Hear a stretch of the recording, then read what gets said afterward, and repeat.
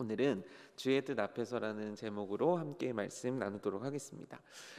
제가 어렸을 때부터 목사님들이나 또 저희 부모님이 기도를 해줄 때 뭐 이런 사람 되게 해주세요라고 기도를 해주잖아요. 그 기도에서 한 번도 등장하지 않았던 인물이 있어요. 제 경험에서는 뭐 저희 아버지 같은 경우는 하나님 이삭처럼 살게 해주세요. 왜냐면 성경에서 보면 이삭이 되게 평안하게 산 것 같았나 봐요. 근데 이삭도 고생 많이 했는데요. 뭐 아브라함 같은 믿음을 갖게 해주세요. 다니엘과 같은 사람 되게 해주세요. 뭐 솔로몬과 같은 지혜 주세요. 그러면서 그 인물의 그 키워드가 막 나오는데 제가 정말 한 번도 들어본 적이 없는 성경 인물에 관련된 기도가 있어요. 그 인물은 누구냐면 야곱이에요.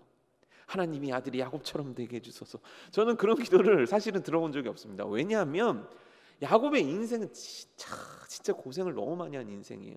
그가 130년의 그의 인생을 돌아보면서 바로에게 했던 얘기가 있어요. 자기 인생을 이렇게 얘기해요. 내 나이가 얼마 못 되니 우리 조상이 나그네끼리 연주에 미치지는 못한다. 그러니까 내가 그만큼 오래 산 거는 아닌데 험악한 세월을 보냈습니다. 그러니까 내 인생을 되돌아봤을 때 고생했습니다. 참 어려웠지만 극복해냈습니다. 뭐 이렇게 고백할 수 있는데 야곱은 그의 인생 130년을 딱 정의하기를 내 인생은 험악한 세월이었습니다라고 고백했단 말이에요. 그 정도로 그의 인생은 정말 험악했어요. 잠깐 한번 들어보실래요? 야곱은 장자권을 갖고 태어났었어야 돼요. 근데 장자권을 못 갖고 태어난 거예요. 그래서 그의 모든 시간은 장자권에만 몰두해 있었어요. 그러더니 급기야는 아버지도 속이고 형도 속여가면서 장자권을 빼앗지 않습니까? 그 빼앗은 장자권으로 잘 살면 좋겠는데 삼촌네 가서 자기보다 더한 사람을 만나게 되지 않습니까? 그래서 수차례 사기를 당한다는 거예요. 물질적으로 궁핍하게 살았단 말이에요. 죽을 고비도 여러 고비를 넘겼어요. 그리고 이제 드디어 하나님이 정하신 땅에 왔나 보다 했는데 그의 딸에게 아주 그 비극적인 사건이 일어나지 않습니까? 그로 인해서 그의 둘째 아들과 셋째 아들이 그 지역을 피해 살육으로 피로 다 물들이는 일들이 일어나지 않습니까? 그것 때문에 야곱은 목숨이 왔다 갔다 하는 또 위기를 겪는단 말이죠. 근데 그것도 어쨌건 넘어섰어요. 근데 제가 이렇게 야곱의 인생 중에서 가장 고통스러웠던 순간, 이 아버지 야곱으로 가장 고통스러웠던 순간을 맞이하게 되는 거예요. 요셉이 죽은 거예요. 근데 실제 요셉이 죽었습니까? 아니요, 요셉 안 죽었어요. 그런데 아들들이 아버지를 13년 동안 속였어요. 아니 누가 얘기 한번 할 법하잖아요. 아들들이 그걸 꽁꽁 입을 감춘 거예요. 그러니까 이 배신감이 얼마나 컸겠어요. 야곱은 아들들에게 철저하게 속았고 사랑하는 아들마저 잃어버렸어야 돼요. 여기까지도 너무너무 비참하고 힘든 인생인데 그 인생에 또 하나의 위기가 찾아오게 됩니다. 오늘 우리가 읽은 43장의 1절에 이렇게 나와 있습니다. 그 땅에 기근이 심하고 그 땅, 야곱이 거주하고 있는 그 땅에 기근이 시작됐어요. 그래서 이 아버지는 아들들을 애굽에 보내서 곡식을 갖고 오게 했습니다. 근데 그 땅의 기근이 심해지기 시작했다는 거예요. 여기서 심하다라는 뜻은 무슨 뜻이냐면 견딜 수 없는 괴로움을 뜻하는 거거든요. 그러니까 더 이상 견딜 수가 없는 상황에서 양식이 떨어져 가고 있는 거예요. 그럼 이제 어떻게 해야 됩니까? 양식을 구하러 다시 아들들을 애굽으로 보내야 돼요. 근데 보낼 수 있습니까? 없습니까? 해결해야 될 문제 하나가 있는 거예요. 그 해결해야 될 문제가 뭡니까? 2절에 나오거든요. 그 아버지가 그들에게 이르되 다시 가서 우리를 위해 양식을 사오라. 그런데 문제가 있는데 베냐민을 데리고 가야 되는 거예요. 그래서 유다가 3절에서 5절 보면은 부탁을 한단 말이에요. 아버지 베냐민 데리고 가야 돼요. 분명히 그 총리가 베냐민 안 데리고 오면 안 된다고 그랬어요. 그리고 지금 둘째 아들도 애굽에 억류돼 있는 상황 아닙니까? 그러니까 이 문제를 해결하려면 이 가족의 배고픔의 문제, 그리고 미래의 이 먹거리 문제, 거기다 둘째 형까지 데리고 오려면 해결해야 될 방법이 있는데 그건 뭐냐면 베냐민을 데리고 가는 거예요. 근데 야곱에게 베냐민은 놓을 수 있는 존재가 아니에요. 요셉을 잃고 그는 사실 베냐민에게 모든 감정을 이입하면서 그만을 붙잡고 살았거든요. 근데 베냐민마저 잃을 수 없다라는 게 이 야곱의 강력한 주장이었어요. 그러면 어떻게 합니까? 굶어 죽습니까? 그러니까 지금 야곱은 이렇게도 못하고 저렇게도 못하는 거예요. 이 베냐민을 주자니 내 인생에 희망을 잃어버리는 것 같고 이 아들이 죽으면 어떡하나 이 걱정이 있고 그렇다고 베냐민을 보내지 않자고 하니 그러면 가족들이 다 굶어 죽게 생긴 거예요. 과연 어떻게 해야 될까요? 이 3절에서 5절에서 3절에서 5절까지 유다가 아버지를 설득하는데 아버지는 6절에서 이와 같이 얘기하는 거예요. 이스라엘이 이르되 너희가 어찌하여 너희에게 또 다른 아우가 있다고 그 사람에게 말하여 나를 괴롭게 하느냐. 저 이 부분에 대해서 야곱에게 굉장히 공감을 합니다. 왜냐하면 그 TMI라는 말 있지 않습니까? 안물안궁. 이게 무슨 뜻인지 아십니까? 안물안궁. 안 물어보고 안 궁금하다는 뜻이잖아요. 그러니까 왜 얘기했냐는 거죠. 아니 주책스럽게 아니 왜 동생이 있다고 넌 얘기를 해가지고 지금 이런 사단을 만드냐는 거죠. 저도 그게 너무 공감이 됐어요. 근데 42장 9절 우리가 읽은 창세기 42장 9절에 보면 이렇게 나와 있어요. 너희는 정탐꾼들이라 이 나라의 틈을 엿보러 왔다. 그러니까 우리는 아니라고 그런 거예요. 그래서 13절에 이렇게 나오는데 그들이 이르되 당신의 중 우리들은 12형제로서 가나안 땅 한 사람의 아들들이라 막내 아들은 오늘 아버지와 함께 있고 또 하나는 없어졌나이다. 이걸 왜 얘기하냐는 거죠. 왜 베냐민이 있고 없어진 걸 왜 얘기하냐는 거죠. 근데 그 이유가 나와요. 어디 나오냐면 43장 7절에 보면 묻는 말에 따라라는 말이 나오거든요. 묻는 말에 따라 이게 뭐냐면 조목조목 캐물었다는 거예요. 그러니까 지금 요셉은 베냐민 동생이 있는 걸 알잖아요. 그리고 이들은 간첩이잖아요. 그러니까 꼬치꼬치 캐묻기 시작한 거예요. 그러면서 자기들도 모르게 자기들의 속내에 있는 얘기들을 다 풀어낼 수밖에 없던 거죠. 그렇지만 어찌 됐건 간에 이 얘기를 했기 때문에 지금 베냐민을 데리고 가야 되고 이 아버지 입장에서는 베냐민을 놓치기가 너무 어렵고 그렇다고 해서 굶어 죽을 수도 없는 상황 속에서 너무 괴로운 거죠. 그러자 유다가 이와 같이 얘기해요. 8절 말씀이거든요. 저 아이를 나와 함께 보내시면 우리가 곧 가리니 그러면 우리와 아버지 우리 어린아이들이 다 살고 죽지 아니하리이다. 유다가 다시 설득한 거예요. 아버지 베냐민을 같이 보내시면 우리가 다 살 수 있어요. 그리고 나서 유다가 9절에서 이와 같이 얘기합니다. 내가 그를 위하여 담보가 되오리니 아버지께서 내 손에서 그를 찾으소서. 내가 만일 그를 아버지께 데려가 아버지 앞에 두지 아니하면 내가 영원히 죄의 지리이다. 이게 뭡니까? 내가 담보가 되겠다는 거예요. 만약에 베냐민을 내가 잃게 되면 아버지에게 영원토록 내가 저주받는다는 거예요. 집안에서 나를 데려가도 좋다는 거예요. 집안에서 나를 호적해서 파도 좋다는 거예요. 아버지가 주시는 축복 받지 못해도 상관없다는 거예요. 하지만 내가 담보가 돼서 베냐민 대신에 죽을 수 있다면 죽겠다는 거예요. 그러니 제발 베냐민을 데리고 가서 우리 온 가족이 살 수 있도록 아버지 좀 도와주세요. 내가 내 목숨 내놓겠습니다. 내가 희생하겠습니다. 내가 내 것 다 내려놓을 테니까 아버지 제발 베냐민을 좀 같이 데려갈 수 있게 해주세요가 우리가 읽었던 본문 말씀 11절에서 15절 위에서 발생했던 문제라는 거죠. 일들이었다는 거예요. 근데 여러분 이렇게 제가 쭉 설명한 거에서 좀 이상한 거 발견 못하셨습니까? 좀 이상한 거. 네. 아마 발견 못하셨던 눈빛들이세요. 네. 뭐가 이상했냐면 3절에서 5절도 그렇고요. 8절도 그렇고요. 9절도 그렇고요. 유다가 형제들을 대표해서 얘기하고 있다는 거예요. 유다가 몇 번째 아들이게요? 네 번째 아들입니다. 네. 분명히 첫 번째 아들이 있고 두 번째 아들이 있고 세 번째 아들이 있다는 거예요. 근데 네 번째 아들이 지금 이 가족을 대표해서 아버지 앞에 얘기하고 있다는 거예요. 이게 첫 번째 이상하고요. 두 번째는 뭐냐면 유다가 가족들을 위해 희생하는 캐릭터입니까?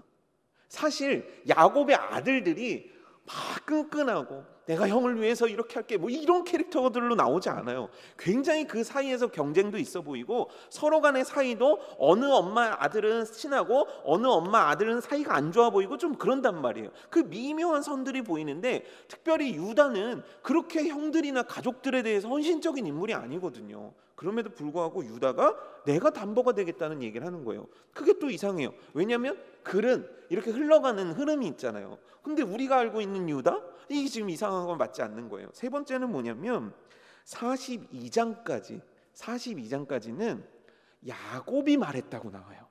야곱이 했어. 야곱이 이렇게 얘기했어. 야곱이 이렇게 행했어. 근데 43장에 들어서는 야곱이란 이름이 없어져 버려요. 대신에 무슨 이름이 나오냐면 이스라엘이란 이름이 나와요. 근데 우리가 42장과 43장을 우리는 숫자로 구분해서 본단 말이에요. 근데 원래 장과 절이 없는 거잖아요, 성경은. 그러니까 쭉 읽다 보면 갑자기 야곱이 사라져 버린 거예요, 성경에. 그리고 갑자기 이스라엘이 얘기하는 거예요. 뭐지? 야곱은 누구고 이스라엘은 누구지? 야곱의 하나님이 주신 또 다른 이름이 이스라엘이잖아요. 그러면 궁금한 거죠. 왜 42장에는 야곱의 이름을 썼다가 43장 6절서부터는 왜 이스라엘이라는 이름을 쓰냐는 거죠. 이 세 가지를 가지고 먼저 여러분들과 좀 궁금증을 좀 나누겠어요. 저 혼자 궁금한 걸 수도 있지만 함께 좀 궁금하다라는 전제하에 나눠보도록 하겠습니다. 일단 첫 번째, 두 번째 유다 얘기니까 첫 번째 궁금증과 두 번째 궁금증을 묶어서 한번 해결해 볼게요. 유다는 아까도 말씀드렸지만 네 번째 아들입니다. 그 위로 르우벤, 시므온, 레위가 있어요. 근데 지금 시므온이라는 둘째 형은 애굽의 볼모로 현재 잡혀 있는 상황이죠. 그럼 집안에는 첫째 형인 르우벤이 있다는 거예요. 설사 르우벤이 얘기를 못 하더라도 셋째 형인 레위가 대신 얘기해야 정상적인 거예요. 그럼에도 불구하고 유다가 이야기할 수밖에 없는 이유가 뭡니까? 첫 번째, 르우벤은 자기 아버지의 침상을 더럽혔어요. 그런데 야곱은 그거에 대해서 르우벤을 막 뭐라고 하거나 그런 장면이 성경에는 나오지 않아요. 그런데 중요한 건 뭔지 아십니까? 하나님이 그 장면을 너무나도 기억하고 계시다는 거예요. 그리고 두 번째 아들과 세 번째 시몬과 레위는 어떤 일을 저질렀습니까? 자기의 여동생이 잘못되었을 때 아버지의 허락 없이 하나님의 뜻과는 상관없이 자신들의 혈기를 꺼내서 칼로 무자비하게 학살을 하지 않았습니까? 이거예요. 그래서 대표적으로 보게 되면 창세기 49장에 우리가 알고 있는 야곱의 축복이라는 부분이 있는데요. 그 성경 구절들이 있는데 실제 축복만 담겨 있지 않거든요. 축복은 몇몇 특정 인물들에게 사실은 집중되어 있고 첫째 아들부터 셋째 아들까지는 저주가 나와요. 제가 르우벤 것만 읽어드릴게요.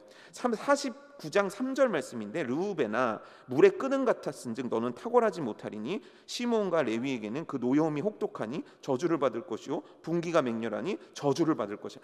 아들들에게 야곱이 죽기 전에 기도해 주는데 저주를 받을 거라고 얘기하는 거예요. 시몬, 레위 그리고 르우벤에게 말입니다. 결국 왜 이런 일이 일어났습니까? 그들은 해서는 안 될 죄를 저지른 거예요. 그래서 그들의 장자의 위치를 상실해버린 거예요. 그래서 지금 유다가 대신 얘기하는 거예요. 근데 이 부분도 되게 이해가 안 돼요. 그럼 유다는 깨끗합니까? 여러분 유다는 괜찮은 사람입니까? 그래요. 첫 번째 형은 너무했어요. 첫째 르우벤은 너무했다 치고 시몬, 레위, 유다 뭐 다릅니까? 유다도 어마어마한 죄를 짓지 않았습니까? 유다는 자기의 며느리를 통해 아들을 낳지 않았습니까? 이게 집안에 얼마나 치욕스러운 일이에요. 이거 끔찍한 일 아닙니까? 이걸 야곱이 몰랐겠습니까? 이게 집안 사람들에게 소문 안 났겠냐는 거예요. 집안 식구가 총 70명이라고 나와요. 지금 혈육으로 이어진 혈통이 말이죠. 그럼 70명 중에 소문 안 났겠냐는 거예요. 갑자기 남편도 없는 여자가 아기를 안고 며느리가 아기를 안고 있는데 이게 소문이 안 났겠냐는 거예요. 그렇다면 왜 유다는 지금 이렇게 얘기를 할 수 있고 나머지 형들은 사라졌냐는 거죠. 49장 야곱의 축복에 보면 또 유다에 관련된 축복이 나오거든요. 어마어마해요. 진짜 어떻게 사람한테 이런 축복이 있나 싶어요. 왠지 아십니까? 그 집안에서 홀이 나오고 왕이 나오고 예수 그리스도가 탄생하는 축복을 유다에게 쏟아부으시거든요. 그러니까 이해할 수가 없는 거예요. 첫째, 둘째, 셋째, 넷째 너무 끔찍한 죄를 저질렀단 말이에요. 그럼에도 불구하고 하나님은 왜 유다를 통해서 지금 말씀하고 계시고 유다를 통해서 일하고자 하시냐는 거예요. 왜 가족의 대표가 유다가 됐냐는 거죠. 그 이유가 뭔지 아십니까? 유다는 돌이켰다는 거예요. 유다는 회개했다는 거예요. 우리가 이 부분을 신앙생활에서 돌이키고 회개하는 거를 자칫 잘못하면 신앙의 한 옵션 정도로 생각하는 경향이 있어요. 그렇지만 여러분 너무 중요해요. 돌이키지 않았기 때문에 세 명은 저주를 받은 거고 돌이켰기 때문에 한 명은 축복을 받은 거예요. 그만큼 우리가 죄 앞에서의 돌이킴이 하나님이 굉장히 집중해서 보신다는 것을 우리가 깨달을 수 있어야 돼요. 그런데 그렇게 돌이킨 유다로 생각을 해보니까 이제 유다가 가족들을 위해서 희생하려는 모습이 이해가 되는 거예요. 왜냐하면 자신을 실제 딱 성경의 유다의 등장을 보면 처음에 요셉을 죽이자고 했을 때 요셉을 팔자라고 하거든요. 그래서 많은 사람들이 어떻게 얘기하냐면 야 그래도 죽이자고 한 형들보다 팔자고 한 유다가 더 착한 거 아니야? 이렇게 얘기한단 말이에요. 근데 여러분 뭐가 다릅니까? 사실 똑같죠. 똑같이 나쁜 사람들이죠. 똑같이 동생을 아주 힘든 상황 속에 몰아넣은 것이 그 형들이 했던 짓 아닙니까? 그러니까 유다도 그와 같았다는 거예요. 유다도 아버지를 똑같이 속였어요. 13년 동안. 그리고 유다도 이 꼴 저 꼴 다 보기 싫어갖고 가나안 땅으로 갔어요. 그래서 가나안 땅에 가가지고 내가 원하는 인생 살아야지. 그래서 이방 여자랑 결혼하고, 그래서 결국 며느리를 통해서 자녀까지 낳게 되는 끔찍한 비극을 처하게 된 거예요. 이 자손을 이어가야 된다는 사명을 잃어버리고 막 살았던 게 유다예요. 그런데 그 유다가 하나님 앞에서 돌이켰을 때 그는 가족을 위해 희생할 줄 아는 자로 변한 거예요. 근데 여러분, 단순히 이게 가족을 위한 희생이 아니에요. 이 가족의 사명이 있단 말이에요. 지금 이스라엘과 그의 아들들에겐 공통된 사명이 있단 말이에요. 그거는 그 땅에 머무르는 것이고, 두 번째는 그 땅에서 생육하고 번성하는, 이어가는 축복을 감당해야 되는 사명이 있단 말이에요. 근데 지금 집안이 어려워졌단 말이에요. 기근으로 다 죽게 생겼단 말이에요. 그러니까 유다가 나선 거예요. 아버지, 제가 대신 죽겠습니다. 제가 대신 담보가 되겠습니다. 우리 가족을 살려야 돼요. 우리 민족을 살려야 됩니다. 원래 유다가 이런 캐릭터가 아니에요. 여러분, 유다의 범죄 사건을 보게 되면 자기 아들 죽을까 봐 그 며느리 버린 게 이 유다 아닙니까? 근데 지금 유다는 완전 달라져 있는 거예요. 돌이켰거든요. 그의 인생이 새로워졌거든요. 그래서 이제 그는 가족을 위해 희생하겠습니다. 하나님의 뜻을 위해서 내가 내 자신을 버리겠습니다. 하나님께서 이어가라는 사명을 위해서 내 목숨 하나 던져서 이 민족 살려내겠습니다. 완전히 유다는 새로운 사람이 되었다는 거예요. 여러분, 다윗 아시죠? 다윗과 사울 아시죠? 우리가 순종과 불순종을 딱 이야기할 때 대표적으로 떠오르는 인물 두 명 아닙니까? 여러분, 다윗이 저질렀던 죄 아시죠? 다윗이 어떤 죄를 짓습니까? 목욕하다가 딱 보니까 밧세바를 보게 되고 밧세바를 취하죠. 근데 밧세바의 남편은 자기의 충신. 그래서 어떻게 합니까? 자기의 충신을 죽여버리고 그 아내를 취하고 그 아내를 통해서 아이까지 낳지 않습니까? 네, 이게 다윗의 죄예요. 사울의 죄는 뭡니까? 하나님이 다 죽이라고 했는데 제사 드리기에 좋은 것들 좀 남겨놓고 왕 한 명, 아말렉 왕 한 명 살려줬단 말이에요. 자, 여러분들이 재판관입니다. 자, 형량을 한 명에게 10년을 내려야 되고 한 명에게는 5년을 내려야 된다고 칩시다. 자, 누구에게 10년을 내리시겠습니까? 사울에게 내리겠다. 다윗에게 내리겠다. 네, 왜죠? 인간적으로 사해면 탑을 기록할 수 있는 건 다윗의 죄예요. 그렇죠? 사울의 죄는 그렇게까지 극악무도한 죄는 아니에요. 그렇게까지 우리가 생각했을 때 막 심한 죄는 아니게 여겨진다고요. 도덕적으로 윤리적으로 볼 때 다윗이 진짜 나쁜 거예요. 근데 역사에서는, 성경의 스토리에서는 다윗의 손을 들어준단 말이에요. 다윗에게 축복하신단 말이에요. 사울은 버리신단 말이에요. 그 이유가 뭡니까?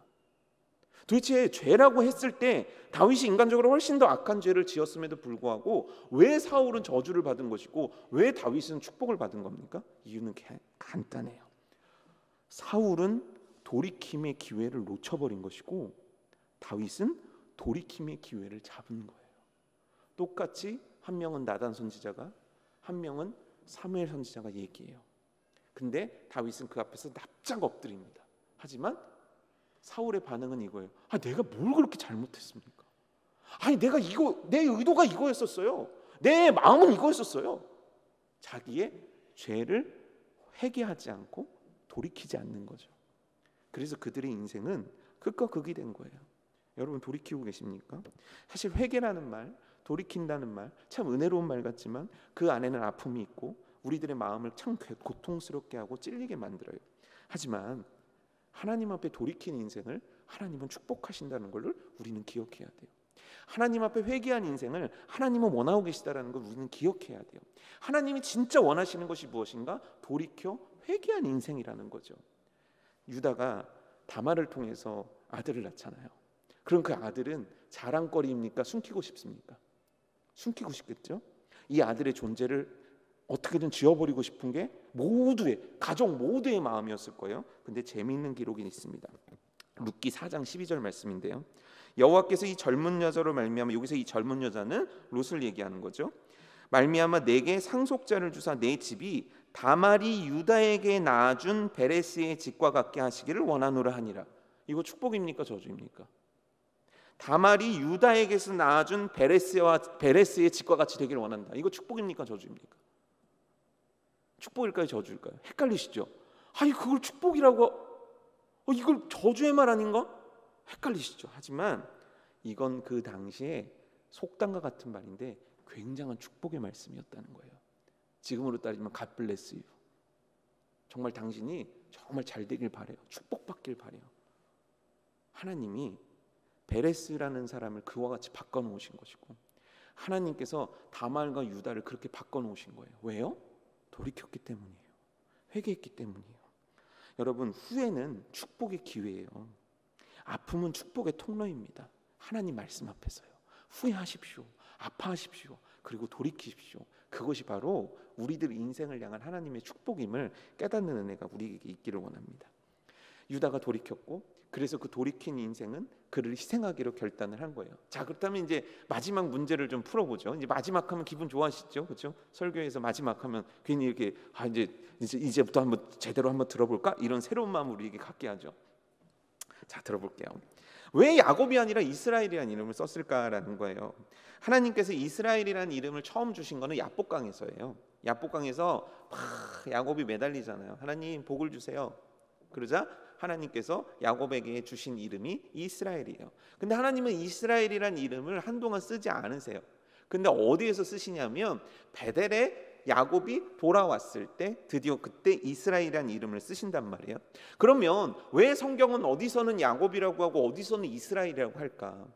하나님이 행하시는 굉장히 영적으로 중요한 일들, 하나님이 어떠한 일들을 행하실 때 하나님은 성경 속에서 야곱이란 이름 대신에 이스라엘이란 이름을 쓰세요. 대표적으로 49장 우리가 계속 언급했던 야곱의 축복이라는 부분을 보게 되면 정확히 얘기하면 야곱의 축복이 아니라 이스라엘의 축복인 거예요. 그때도 하나님께서 축복을 하시고 말씀을 하실 때 이스라엘이라는 이름을 쓰세요. 하나님은 어떠한 특별한 하나님의 계획을 풀어나가실 때 야곱이라는 이름을 절대 쓰지 않습니다. 그렇다면 왜 갑자기 43장 6절부터 이스라엘이라는 이름을 쓰냐는 거죠. 왜 지금 6절을 보고 그 앞에 이렇게 쭉 살펴보면 야곱이 투정 부리는 것 같거든요. 아니, 늙은 아버지가 아들에게 베냐민을 놓을 수 없다라고 막 부여잡고 마치 인형을 잡고 부여잡는 아이처럼 야곱이 그렇게 보이거든요. 근데 왜 6절서부터 하나님께서는 성경 말씀 속에 야곱 대신에 이스라엘이라는 이름을 쓰셨을까? 이 이유가 이제 나오게 되는 거예요. 먼저 드디어 야곱은 그 전에 보였던 소극적인 태도에서 변화를 주게 됩니다. 우리가 11절 13절에서 보게 되는데 11절에 13절까지 세 가지 조치를 취하게 돼요. 첫 번째는 뭐냐면 이 땅의 아름다운 소산물을 가지고 가라. 그래서 그 종류를 얘기하죠. 유향 조금과 꿀 조금과 향품과 모략과 유향나무 열매와 감 복숭아이니라. 여기서 유향은 그 향기가 나는 향품이라고 생각하시면 되고, 여기서 꿀은 뭐냐면 진짜 그 허니를 의미하는 게 아니라 그 지역에서는 포도주를 이렇게 졸인대요. 그러면은 그거를 이렇게 시럽처럼 먹는 게 있는데, 여튼 하여간 포도주 자체도 귀한 시대였으니까 그걸 졸인 이 꿀이라고 얘기하는 건 포도주를 졸인 그 시럽이 굉장히 귀한 거였대요. 그거를 가지고 가고, 향품, 향이 나는 거, 몰약, 방부제지요. 그리고 유향나무 열매, 유향나무라는 거는 뭐 기름도 내고 아주 귀한 열매였다고 그래요. 그 다음에 감 복숭아는 그 아몬드를 뜻하는 거였대요. 이것들을 가지고 가라는 거예요. 두 번째, 갑절의 돈을 가지고 가라는 거예요. 그건 뭐냐면 2배의 돈을 갖고 가라는 게 아니라 지난번 너희가 갖고 가서 못 줬던 돈 있지, 그것까지 더해가지고 가져가라는 뜻이에요. 세 번째는 뭡니까? 내 아우도 데리고 가라. 드디어 베냐민도 데리고 가라는 거예요. 6절 이후에 유다의 말 때문에 설득이 되었는지는 모르겠지만 지금 야곱의 태도가 적극적으로 바뀌게 된 거예요. 유다가 그렇게 자기가 담보까지 된다는 얘기를 하자 드디어 야곱은 결정을 하는 거예요. 다 가져가라. 보물도 가져가고 돈도 가져가고 베냐민도 데리고 가라. 왜 이렇게 얘기하는 겁니까? 지금 야곱에게 있어서는 똑같은 상황 아닙니까? 지금 굶주림이냐 베냐민이냐 이 양쪽에서 선택을 못해서 막 바둥바둥거렸던 게 지금 야곱 아닙니까? 근데 이스라엘이 결정을 했다는 거예요. 보내기로 결정했다는 거예요. 그 이유가 뭘까요? 14절 말씀이에요. 우리 다 같이 한번 읽어볼까요? 시작.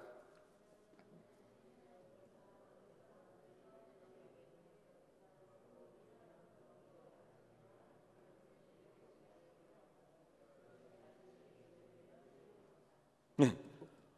야곱이 평상시 쓰지 않았던, 이스라엘이 잘 쓰지 않았던 표현 하나를 다 끄집어내는 거예요. 전능하신 하나님이라는 거예요. 전능하신 하나님. 전능이라는 게 뭡니까? 못하실 리 없으신 능력의 하나님이란 뜻이에요.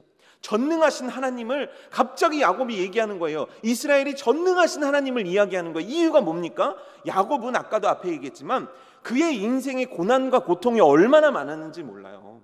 그가 장자권을 원했던 때, 장자권을 얻었을 때, 삼촌네 갔을 때, 삼촌에게 쫓김 당했을 때, 에서를 만났을 때, 디나의 강간 사건이 일어났을 때, 그 사건 이후에 막 쫓겨다녔을 때, 그 사건 이후에 고통의 순간들, 매번 위기와 고통의 순간들이 있었거든요.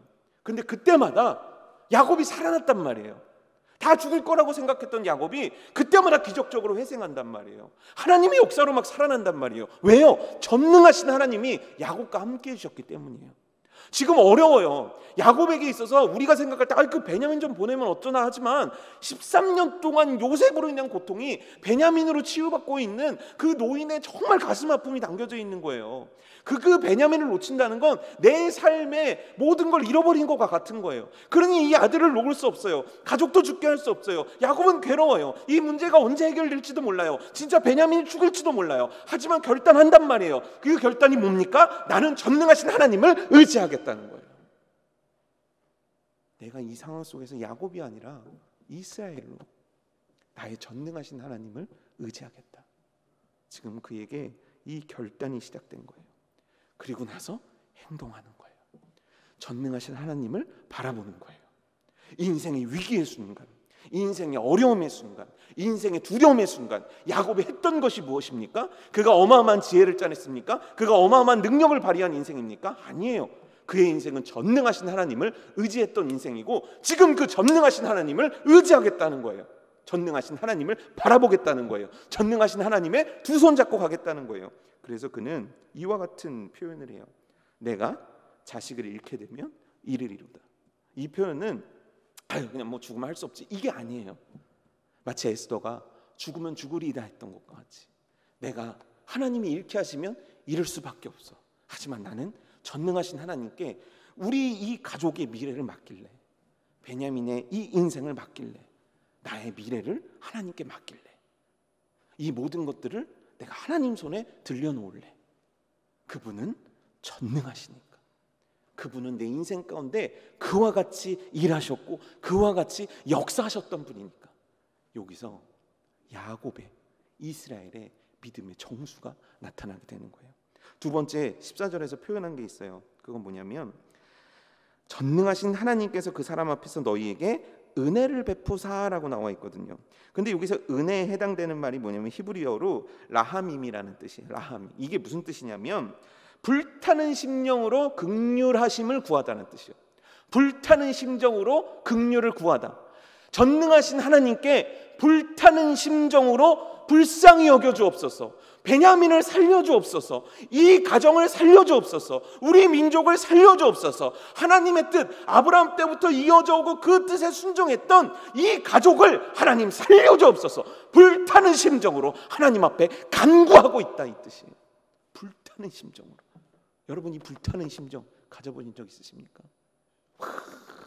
어찌할 바 모르는 인생, 어떻게 해결해야 될지 모르는 인생, 이거 내 힘으로 할 수는 없는데 당장 다가오는 위험과 위기 앞에서 전능하신 하나님을 바라보며 그 앞에서 불타는 심정으로 기도했던 것, 그게 바로 이스라엘이에요. 이스라엘은 이 위기의 상황 속에서 그 어떤 것을 의지하는 것이 아니라 하나님을 의지하며 그 하나님께 불타는 심정으로 기도했다라는 거예요. 그리고 그 결단 가운데 15절에 보면 드디어 그의 아들들이 애굽을 향해 떠나는 장면이 나오는 거죠. 여러분, 오늘 이 말씀을 보면 참 고집센 아버지와 아들들의 설득, 요 정도, 그래서 아들들의 설득에 넘어간 아버지의 모습, 요렇게 보일 수도 있어요. 하지만 이 가운데서 우리는 발견할 수 있는 세 가지가 있습니다. 첫 번째 뭐냐면, 이 고난의 이유가 뭐냐는 거죠. 이 가뭄의 이유가 뭐냐는 거죠. 자연 발생적인 우연찮게 일어난 일입니까? 아니에요. 절대 아니에요. 하나님께서 말씀하시기를, 예수님께서 말씀하시기를, 저 하늘의 참새도 너희 아버지가 허락하지 않으면 안 떨어진다. 하나님이 어떤 분인 줄 아니? 너희들의 머리카락까지 세신받는다는 거예요. 근데 여기서 세신다고 했을 때 이게 진행형이에요. 매일매일 세신다는 거예요. 여러분, 머리카락이 몇 개인지 아십니까? 네. 하루 몇 개 떨어지는지는 아십니까? 지금 내 머리카락에 뭐가 자라나고 있고 뭐가 빠지는지 알 수 있습니까? 몰라요. 그렇지만 하나님은 아신다는 거예요. 이게 뭡니까? 하나님이 모든 걸 총괄하고 계시고 하나님이 모든 것들을 통치하고 계시며 이 땅에 어떤 것도 하나님의 계획과 하나님의 역사 없이는 이루어지는 일이 없다라는 거예요. 우연? 인연? 이거 다 사람들이 만들어낸 꿈과 같은 얘기인 거예요. 하나님께서 주장하고 계신 거죠. 그렇다면 이 가뭄의 이유가 뭡니까? 하나님께서 왜 가뭄을 주셨다가 이 가뭄을 더 심하게 하시는 겁니까? 그래야 야곱이 애굽으로 가니까요. 그래야 애굽에 가야 이들이 생육하고 번성하여 큰 민족을 만들 수 있으니까. 이 일을 위해서 하나님은 13년 전에 요셉을 보냈으니까.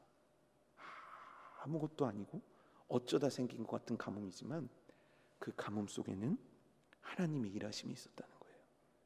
우린 이해하지 못하고 우린 알지 못해도 삶의 모든 순간 아버지의 뜻이 있고 삶의 모든 순간 속에 하나님이 원하시는 그곳이 있다라는 것을 우리는 오늘 말씀을 통해 깨달아야 돼요. 어떤 상황이든지 모든 상황이든지 하나님께서 주관하고 계시고 하나님께서 이끄십니다. 그럼 어떻게 해야 되는가? 그렇게 하나님이 이끄심 앞에서 어떻게 해야 되는가? 유다를 봐야 돼요. 유다가 어떻게 했죠? 나의 것을 내려놓고 하나님의 뜻을 붙잡았잖아요. 원래 그런 사람이 아니잖아요. 원래 순종의 사람도 아니잖아요. 원래 가족을 위해 희생하는 사람도 아니잖아요. 원래 이어가는 이 사명에 막 불타오르던 사람도 아니잖아요. 근데 돌이킨 유다는 오늘 하나님이 만드신 상황 속에서 하나님께서 원하시는 일을 해요. 그 형제 누구도 하지 못하는 일. 내가 내 자신을 담보로 놓을 테니 베냐민을 보내줘서 이 민족을 살려달라고 자기 자신을 희생하고 내려놓을 줄 아는 사람이 바로 유다였다는 거예요. 여러분, 우리들이 해야 될 일이에요. 모든 상황 속에서 하나님은 말씀하시거든요. 그 말씀 앞에서 하나님이 원하시는 건 순종이거든요. 그럼 그 순종이 뭔지 아십니까? 여러분, 순종이 뭘까요? 하나님의 말씀대로 하는 거예요. 그럼 내가 내려놔야 되는 게 있어요. 그게 뭐죠? 내가 하고 싶은 거예요. 내가 원하는 인생이요. 있잖아요. 그거 있잖아요. 내가 원하는 거 있잖아요. 그렇지만 내가 원하는 걸 하나님을 위해서 내려놓고 하나님의 뜻을 붙잡는 게 결국 우리가 모든 상황 속에서 공통되게 해야 될 우리들의 일이라는 거죠. 오늘 유다가 그랬듯이 하나님 말씀 앞에서, 하나님의 뜻 앞에서, 하나님 주신 사명 앞에서, 하나님이 허락하신 인생의 방향 앞에서 내 것을 내려놓을 수 있는 은혜가 우리 가운데 있어지길 축복합니다. 세 번째는요, 야곱이에요. 전능하신 하나님을 바라볼 수 있는 자가 되어야 된다는 거죠. 제가 이제 상담을 하는데, 잔청년과 상담하는데 제가 들어도 기가 막힌 상황이 벌어진 거예요. 너무 어려워요. 야, 내가 생각해도 진짜 너무너무 마음이 아프다. 진짜 그런 공감이 일어날 만한 사건이었어요. 그런데 제가 이제 그 얘기를 쭉 이제 듣고 나서 했던 질문 하나가 있어요. 누구누구야, 너가 2년 전인가 3년 전인가 나한테 와가지고 이런 문제를 놓고 기도해 달라고 했었지. 그 문제가 어떻게 됐니? 해결됐죠. 그래? 그럼 너가 얼마 전에 이런 걸 가지고 나한테 기도 요청했잖아. 그건 어떻게 됐니? 그것도 해결됐네요. 그럼 그 해결이 어떻게 일어난 거지? 하나님께 기도했더니 하나님이 응답해 주셨죠. 그래. 그럼 그 하나님이 오늘은 너하고 손절하셨니? 네, 손절이란 말은 이해가 되시죠? 네, 손절하셨니? 아니요. 그럼 그 하나님은 오늘 어디 계시지? 저와 함께 계시죠. 그럼 그 하나님은 내일 너를 버릴까? 여러분 생각에는 어떠십니까? 어제까지 나를 이끌어 주신 하나님이 오늘 함께 하시면 내일은 나를 버릴까요? 왜냐면 내일 내가 너무 꼴 보기 싫으니까. 내가 내일 죄를 지을 거니까 하나님은 날 버리실까요? 여러분 어떻게 생각하십니까? 하나님이 여러분들을 버리실 것 같습니까? 안 버리실 것 같습니까? 왜 대답을 못 하십니까? 하나님은 안 버리세요. 어제 응답해 주셨던 하나님은 오늘의 나의 하나님이고 내일의 나의 하나님이에요. 야곱의 고백이 이거예요. 전능하신 하나님이 역사해 주셨어. 전능하신 하나님이 역사해 주셔. 전능하신 하나님이 역사해 주실 거야. 그러니 어떻게 했습니까? 오늘이라는 상황 속에서 야곱은 전능하신 하나님을 바라보고 그 하나님께 불타는 심정으로 기도할 수 있게 된 거예요. 그 하나님이 일하실 거라니까. 설사 일하지 않으신다 하더라도 전능하신 하나님을 야곱은 전적으로 신뢰한 거죠. 여러분 질문하고 싶어요. 오늘은 어떤 날이었습니까? 오늘은 어떤 날일까요? 오늘은 그냥 평상시와 같은 날이셨습니까? 내일은 어떤 날일까요? 내일도 그냥 평상시와 같은 날일까요? 내일과 오늘 속에는 무엇이 숨겨져 있을까요? 여러분, 놀라운 건 우리들이 1분 1초도 하나님의 뜻이 없는 시간은 존재하지 않습니다. 우리들의 1분 1초도 하나님이 계시지 않는 시간은 없습니다. 우리의 모든 시간 가운데 하나님이 계시며, 우리들의 모든 시간 가운데 하나님이 이끌고 계시고, 우리들의 모든 시간 가운데 하나님은 우리들에게 말씀하시는 거예요. 그러니 유다처럼 자신의 것을 내려놓고 순종하는 은혜가 우리에게 있기를 주님의 이름으로 축복합니다. 야곱처럼 전능하신 하나님을 붙잡고 불타는 심정으로 기도할 수 있는 믿음의 사람들이 우리가 되기를 주님의 이름으로 축복하겠습니다.